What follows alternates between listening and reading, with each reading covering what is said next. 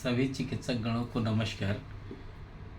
Narayan herbal स्पैजरिक अनुसंधान केंद्र का मैं डायरेक्टर डॉक्टर अखिलेश नारायण सिंह हूँ।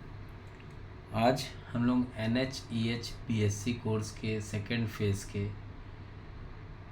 वे सेकेंड पे जो क्लासेस चल रही हैं उसको सुचारू रूप से चालू करेंगे। कंसेप्ट फॉर डिजीज़ आज हम लोग पढ़ेंगे इंटेस्टाइनल कॉलिक को। आंत्र सूल या इसको उदर सूल भी कहा जाता है हिंदी भाषा में।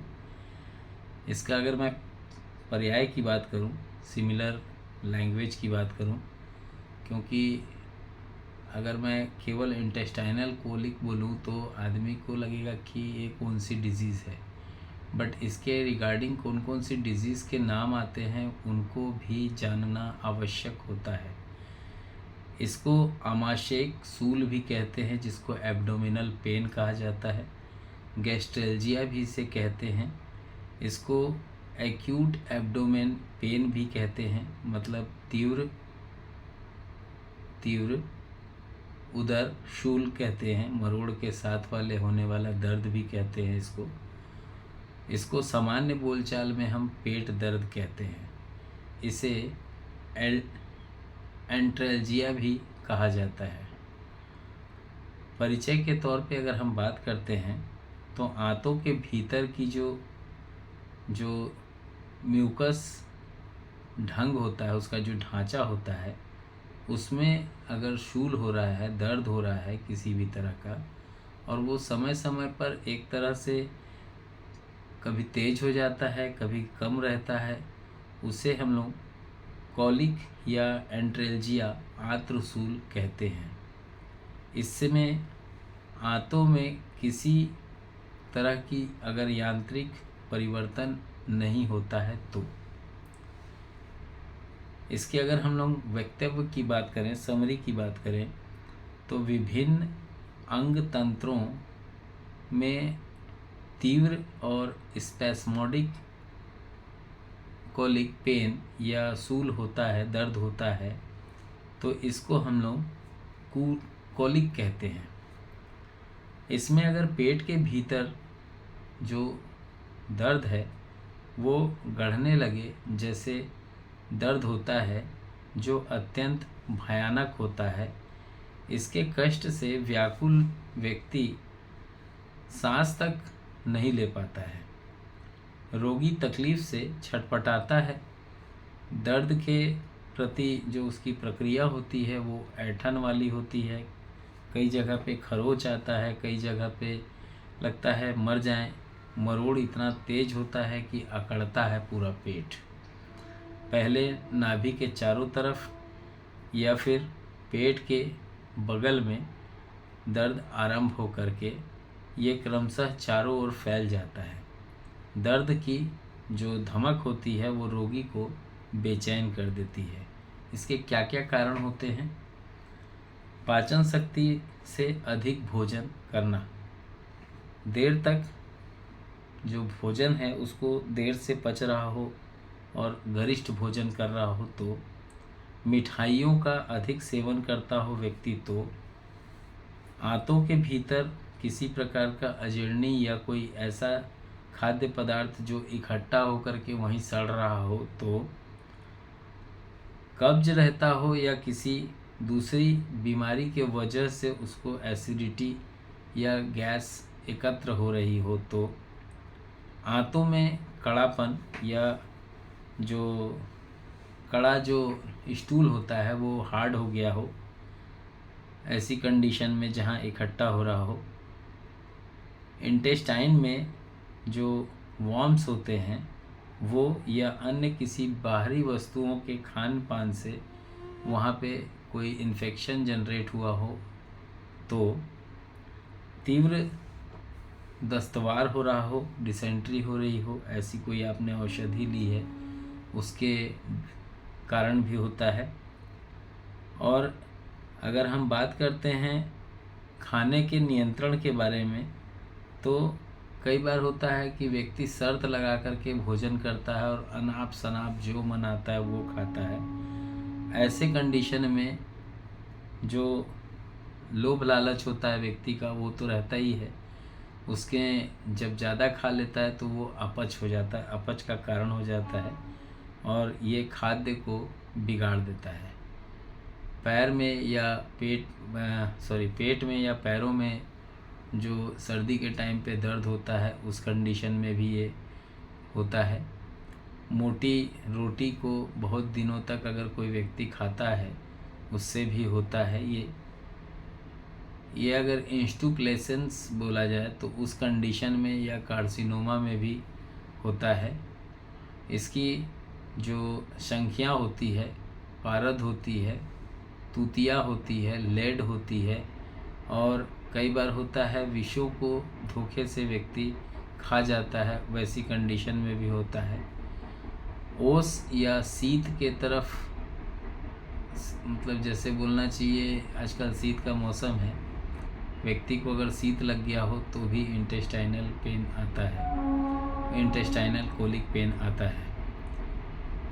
चाय अधिक पीता हो, कॉफ़ी, आइसक्रीम, बर्फीला चीज़ ज़्यादा खाता हो, शरबत अधिक पीता हो या बहुत अधिक पानी पीता हो, मतलब अगर 3 लीटर 4 लीटर पीना चाहिए और पी रहा है 6 लीटर, तो ये कंडीशंस आती है। तीव्र अजीर्णी का रोग हो, अपेंडिक्साइटिस हो, गॉल ब्लैडर के अंदर स्टोन हो या स्टूल के अंदर कोई फॉरेन पार्टिकल्स आ चुका हो, तो आंत्र के अंदर, इंटेस्टाइन के अंदर चेंजेस होता है, तो उस कंडीशन में ये स्वरूप दिखाई देता है। लीवर में पेन होता है, यूटेराइन में भी पेन होता है, यूरिनरी ब्लैडर में भी पेन होता है, एनल में भी पेन होता है और कई बार रिफ्लेक्स एक्शन होने के वजह से ये और अधिक बढ़ा हुआ प्रारूप दिखाई देता है। आंत्र में अगर हम इंटेस्टाइन की बात कर रहे हैं तो उसकी जो यांत्रिक जो परिवर्तन होता है, वैसा हो करके उसमें इन्फ्लेमेशन जनरेट होती है, कई बार हार्निया आता है उसी के वजह से, कई बार आंत जो होती है वो रुकने लगती है और कई बार होता है कि रक्त अमाशय में फ्लूइड डिस्चार्ज कर जाता है और वो दर्द भी बढ़ता है और इसमें अचानक मॉडरेट एसाइटिस दिखाई देता है ऐसे कई केसेस में। तो इसके जो लक्षण होते हैं वो भी जान लेते हैं, कारण तो हम जान लिए हैं। अगर हम एब्डोमेन की बात कर रहे हैं तो ऊपरी भाग तथा नाभि के चारों तरफ एक मरोड़ की तरह का दर्द रहता है और जो रह रह करके आता है। जो दर्द होता है वो घटता बढ़ता रहता है।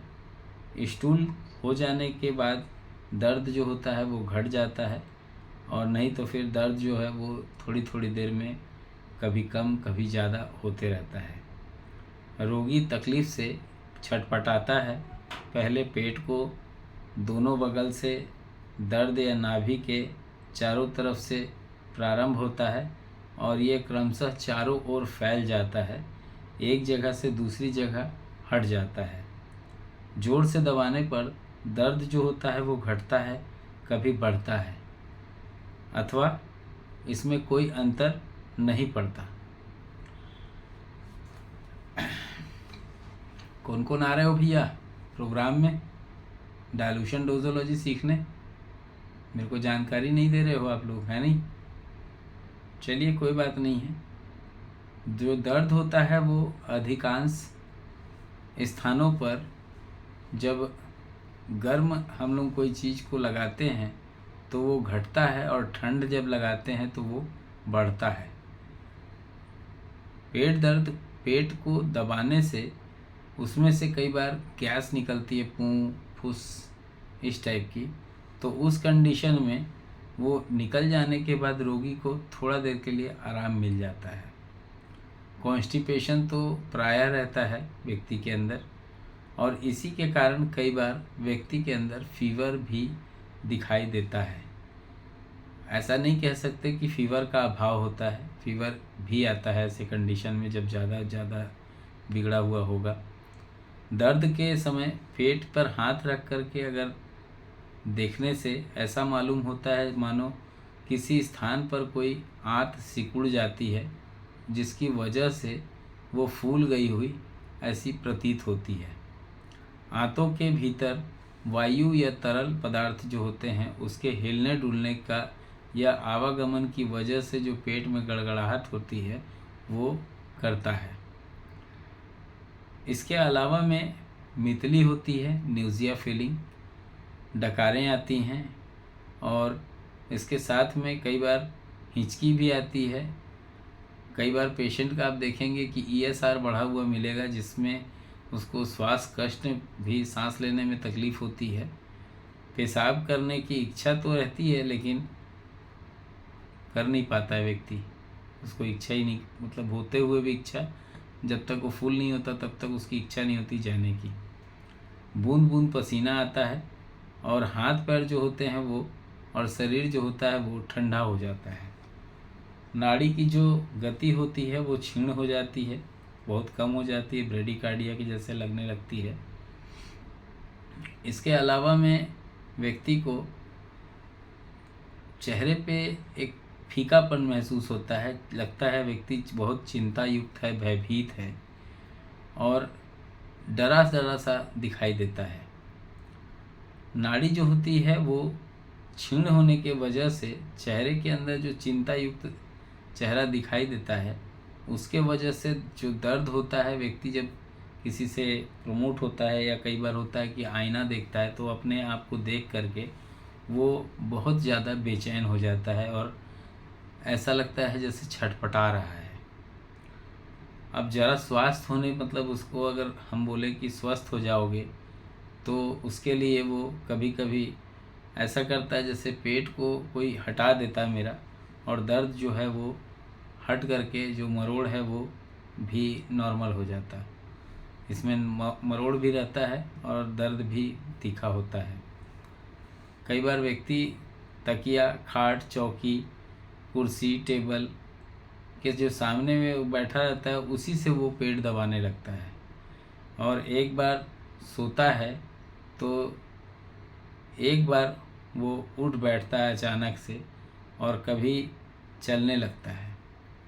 ये लक्षण व्यक्ति में दिखाई देते हैं, ख़ास तौर पे जब इंटेस्टाइनल कोलिक की हम बात कर रहे हैं। तो इसमें याद रखने वाली एक बात होती है, अगर कोई स्टूल को रोकने वाला पदार्थ है तो वैसे कंडीशन में व्यक्ति को नहीं देना चाहिए। नहीं तो व्यक्ति को अगर खिलाने की ज़रूरत ऐसे में पड़ रही है तो जौ हो गया, उड़द है, मटर है, मूंग है, मसूर है आदि जो पदार्थ होते हैं जिसमें कफ कारक पदार्थ होते हैं, उसके सेवन से मूत्र का जो वेग होता है उसको रोकने से ये दर्द आते हैं। इस बात का खास ध्यान रखेंगे। दर्द की जब शिकायत होती है तो उसमें विशेषताएं होती हैं। यह एक प्रकार से आरंभ होता है और कभी कभी वैसे ही एकाएक अचानक शांत हो जाता है। पीड़ा प्रायः ऐंठन युक्त होती है। भोजन के बाद जो अमाशय होता है, पेट होता है, एब्डोमेन होता है, उसके अगर हम बात करते हैं तो नख खरोच डालने जैसी पीड़ा भी वो हमको देता है, व्यक्ति को देता है। उदर को दबाने पर पीड़ा कुछ कम हो जाता है ऐसा लगता है, इसलिए रोगी दोनों टांगों को मरोड़ करके खड़ा रहता है। मतलब टांग जो उसके लेग्स हैं जो उसको ऐसे मोड़े हुए खड़ा रहता है, परंतु शीघ्र ही वो शूल का प्रवेश उसे विचलित कर देता है और रोगी जो होता है वो पेट दर्द के कारण तड़पने लगता है। मैं तो बैठे बैठे तड़प रहा हूँ, देखना है मुझे। तो ये तीव्र शूल जो होती है वो कई प्रकार की होती है और कभी कभी इसमें आंतों में उठने वाला जो दर्द होता है वो कभी कभी किडनी और कभी कभी पित्ताशय में भी होने वाले डिजीज़ की एक कंडीशंस को दर्शाता है। इन सब की एकमात्र चिकित्सा है ऐंठन को दूर करने वाली कोई ऐसी रेमेडीज़ हो जिसके द्वारा हम इसको क्योर कर सकें। ठीक है, तो इंटेस्टाइनल कोलिक के बारे में पहले बता देता हूँ, फिर अपेंडिकुलर के बारे में बताऊँगा, बाइलेरी कोलिक के बताऊँगा, रीनल कोलिक और यूट्राइन कोलिक, क्योंकि फीवर तो सभी में आता है और हम लोग व्हाट इज़ फीवर ही पढ़ रहे हैं अभी। व्हाट इज़ फीवर कंप्लीट होगा तो फिर मैं सिलेक्शन ऑफ मेडिसिन जो चल रहा था उसको क्लियर करूँगा। लेकिन आप लोग, मुझे ये जान कर के बहुत ख़राब लग रहा है कि 180 डॉक्टर्स थे और 180 डॉक्टर्स में क्लास अटेंड करने के लिए इस ग्रुप से गिने चुने ही डॉक्टर्स आ रहे हैं। मुझे लगता है कि डायलूशन और डोजोलॉजी इतनी महत्व नहीं रखती है जितना मैं समझता हूँ। चलिए कोई बात नहीं है, नेक्स्ट टाइम तो होगा नहीं, ये फर्स्ट एंड लास्ट है। जो अटेंड करेंगे बिल्कुल, मैं समझता हूँ ऐसा कोई तथ्य नहीं होगा जहाँ पे आप डायलूशन एंड डोजोलॉजी के बारे में कहीं अटक जाएं। आंत्रसूल इंटेस्टाइनल कोलिक को कहा जाता है उदर सूल के जो ऊपरी भाग जो होता है, जो सूल जहाँ पे दर्द हो रहा है उसका जो एब्डोमेन जो भाग होता है, ऊपरी भाग तथा नाभि के चारों ओर ये दर्द रहता है। उदर के काफ़ी जो स्थान होते हैं वहाँ पे कई बार दस्त आने पर घट जाता है और दर्द नाभि के चारों ओर रहता है। भले ही अगर हम बात कर रहे हैं उसमें चुभन जैसा दर्द उठता है। किसमें होता है? प्रायः आईबीएस में होता है, ध्यान दीजिएगा। अगर ठहर ठहर करके मरोड़ आता है और धीरे धीरे वो दौरे बढ़ते रहते हैं। इसमें व्यक्ति का जी घबराता है, रोगी दर्द के कारण तड़पता है और ऐसा लगता है मानो प्रायः प्राण जो है वो निकलने ही वाले हैं। वह पेट को बार बार दबाता है। तो ये कंडीशन होती है इंटेस्टाइनल कोलिक में। अपेंडिकुलर कोलिक में क्या पेन होता है, उसके क्या होता है उसके बारे में बता देता हूँ। दर्द नाभि के जरा से नीचे दाईं ओर तीव्र रूप से होता है। पेट के दाएं मतलब राइट साइड, पेट को नाभि को दाईं ओर, दाईं मतलब लेफ्ट राइट पर दबाने से उभार सा प्रतीत होता है और दर्द बढ़ जाता है। फीवर उप स्थिति में होती है, मतलब 102 डिग्री फीवर तक हो सकता है व्यक्ति को, लेकिन शरीर जो है वो गर्म नहीं होकर के ठंडा रहता है।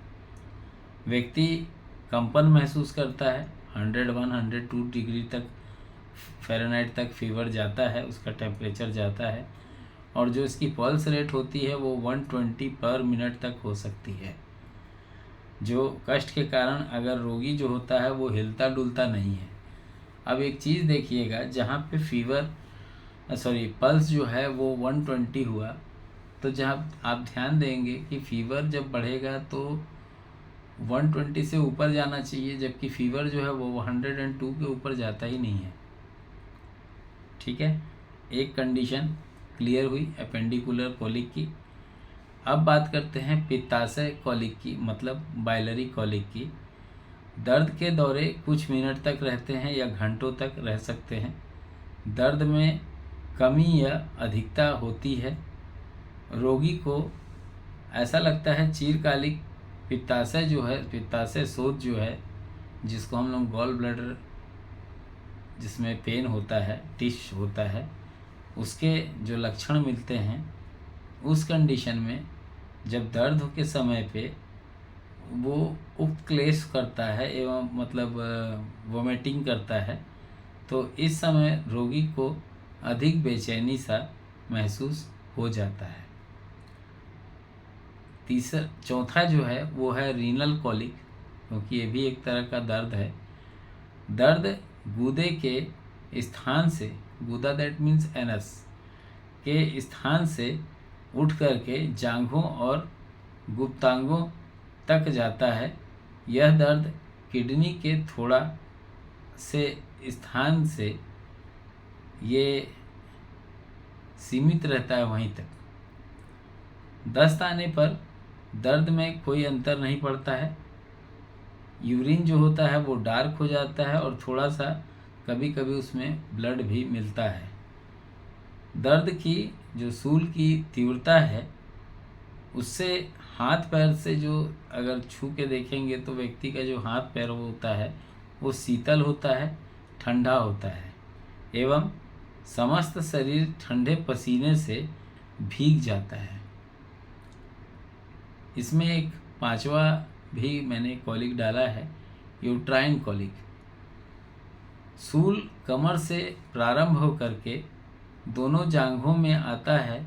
ऐसा प्रतीत होता है पेट में कभी पीड़ा की अनुभूति होती ही नहीं है। मासिक धर्म प्रायः बंद, पेट का जो बोझ होता है वो बढ़ा हुआ होता है। यहाँ पे सूल, कष्टार्त्व, प्रसाव, गर्भपात, हाइडिटी फॉर्म आदि विकार में ये प्रायः देखने को मिलता है। एक याद रखने वाली चीज़ें हैं, पॉइंट्स टू पॉइंट्स, उसको भी करते चलिएगा। भले वीडियो आधा घंटा का हो, मुझे फ़र्क नहीं पड़ता। मैं 10-10 मिनट के वीडियो बनाने के लिए जाना भी नहीं जाता। अगर मैं कंसेप्ट क्लियर करने पे आता हूँ तो मैं उसके पूरे बाल की खाल निकाल देता हूँ। और डोजोलॉजी में भी मैं वही करने वाला हूँ, बाल की खाल निकालूँगा। कैसे बना, क्या बना, डाइल्यूट रूप बिस मेथड क्या है, फ्राइन बिस मेथड क्या है, बिस मेथड क्या है, पोटेंसाइज रूप क्या होता है, डाइल्यूट रूप बिस क्या होता है, वेस्फ्रेट आफ्ट क्या होता है, 7 सेगमेंट क्या होता है, उसको ट्रांसम्यूटेड डाइल्यूट रूप बिस क्या होता है, ट्रांसम्यूटेड डाइल्यूट रूप बिस के बाद transmuted herb crude original crude spagyric क्या होता है, D3 बेस क्या होता है और D1 से D10 तक क्या होता है, क्यों D1 से D10 के बीच जब हम मेडिसिन को यूज़ करते हैं तो ऐसी क्या अवस्था होती है कि हमको 1/2 एक बार करना पड़ता है, वो कौन सी अवस्था होती है जिसमें रेमेडी को 1/2 2 बार करना पड़ता है, और ऐसी कौन सी अवस्था होती है जिसमें रेमेडी को 3 बार 1/2 करना होता है। इसके अलावा में अगर कोई व्यक्ति D1 से D10 तक के अलावा में पोटेंसी पे काम करता है तो वो पोटेंसी क्या होती है, किस पोटेंसी के अकॉर्डिंग कौन सा डाइल्यूशन होना चाहिए, क्या डोजोलॉजी होनी चाहिए, इन सभी तथ्यों को लेकर के नेशनल सेमिनार 24 और 25 तारीख को रखा गया है। एंट्री फीस 3000 रुपये है। 14 तारीख के बाद अगर एंट्री फीस के लिए आप अप्लाई करेंगे तो अधिकतम आप 19 तारीख तक करा सकते हैं, लेकिन वैसी अवस्था में आपको 3 नहीं 5000 देना होगा। क्लासेस जो कि 30 सीट ही रखी गई थी, जिसको बढ़ाना पड़ा क्योंकि चिकित्सकों को लगता है कि डाइल्यूशन डोजोलॉजी एक अहम रोल प्ले करता है हमारे इलेक्ट्रोहोम्योपैथी क्लिनिकल प्रैक्टिस में। हो सकता है आपको ना लगता हो, लेकिन जिनको लगता है बिल्कुल प्रोग्राम में अटेंड करके उस चीज़ को, उसके डाउट को क्लियर कर लीजिए। ये मैं भी जानता हूँ कि आप जब अपने क्लिनिक को 4 दिन 3 दिन के लिए स्टॉप करके आएंगे, 2 दिन के लिए आप आ रहे हैं, लेकिन 1 दिन जाना 1 दिन आना, तो बिल्कुल 4 दिन 5 दिन का आपका शेड्यूल गड़बड़ होगा। बट जो चीज़ मैं आपको देने जा रहा हूँ इसको लाइफ टाइम आप ग्रोथ करेंगे, इससे इलेक्ट्रोहोम्योपैथी का ग्रोथ होगा। इसके अलावा में जो चिकित्सकगण प्रोग्राम अटेंड करने आ रहे हैं, जो 3-5 हज़ार अपना जो भी पैसा खर्च कर रहे हैं, उनके लिए 10,000 रुपीज़ का एक छोटा सा पैक बनाया है मैंने। इसमें मैंने अपने रिसर्च को रखा है, कुछ एक प्रोडक्ट्स हैं इसमें जिसको आप लोग अपने क्लिनिक पे जा कर के पेशेंट को दे करके पेशेंट से रिज़ल्ट अचीव कर सकते हैं। साथ ही जो चिकित्सकगण आ रहे हैं उनके लिए रुकने की व्यवस्था और भोजन की व्यवस्था, उनका सम्मान करना, और भी कई चीज़ें हैं जिसको मैं बता नहीं सकता, लेकिन जब 24 तारीख को क्लासेस चालू होंगी 10 बजे से, वो ऐतिहासिक क्षण होगा, क्योंकि इससे पहले जब हमने 18 और 19 जून 14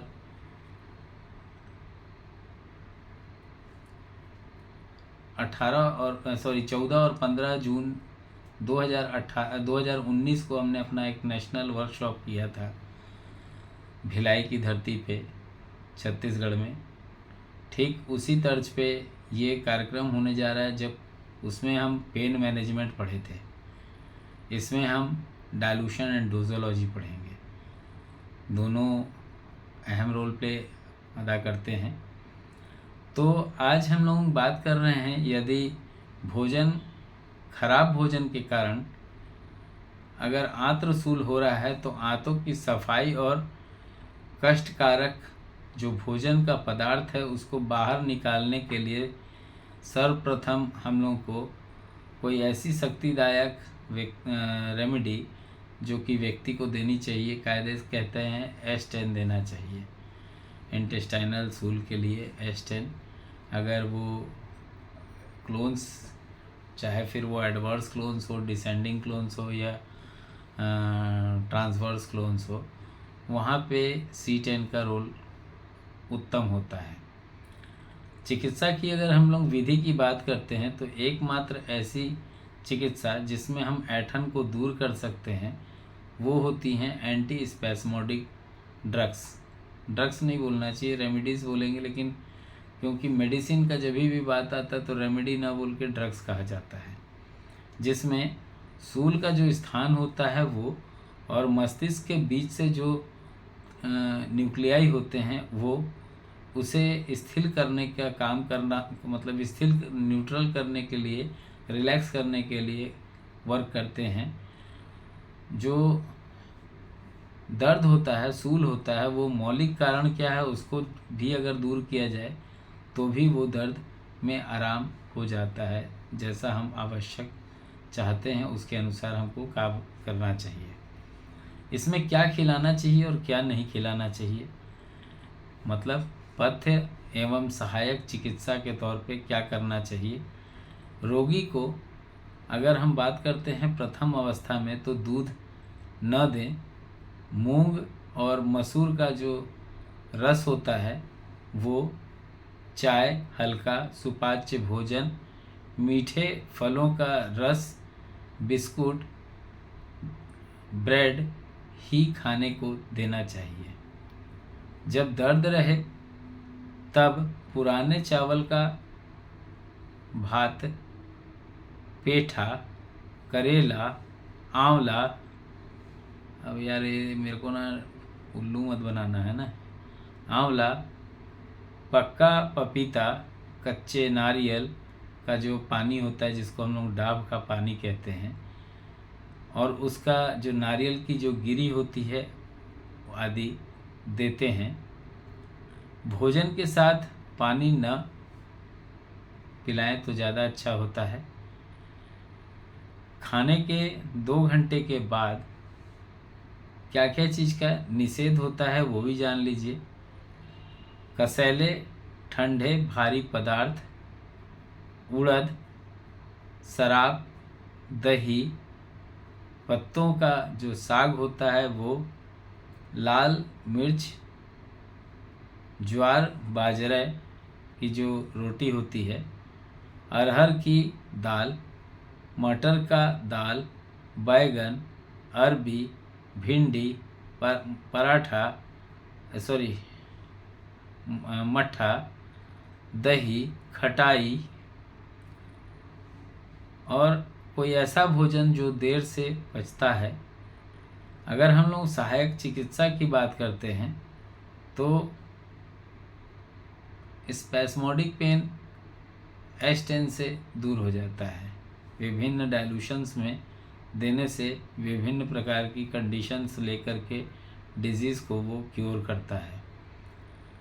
व्यक्ति को पूर्ण विश्राम देने की आवश्यकता होती है। दोनों पैर को जो गर्म करके रख सके ऐसा व्यवस्था करना होता है।